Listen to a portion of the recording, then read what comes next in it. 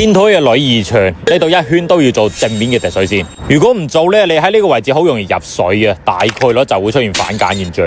嗱，在座咁多位地主啊，如果你要起屋，首先你屋企嘅女兒牆就必須要做滴水線。女兒牆係指你屋企天台頂部嘅一圈矮牆，而女兒牆嘅上邊你要冚一塊石頭，同時啊，呢塊石頭會俾你女兒牆裏邊同埋出邊都會突出嚟2公分嘅。咁突出嚟嘅位置下邊呢，仲要拉多條槽，呢條叫做止水槽。有冇見到有個坑喺度嘅？咁呢塊石頭就係充當正面嘅滴水線。原因在於平時落雨嘅時候，雨水會覆蓋喺呢度，順住個勢會去到呢條邊，直接跌咗去女兒牆外邊。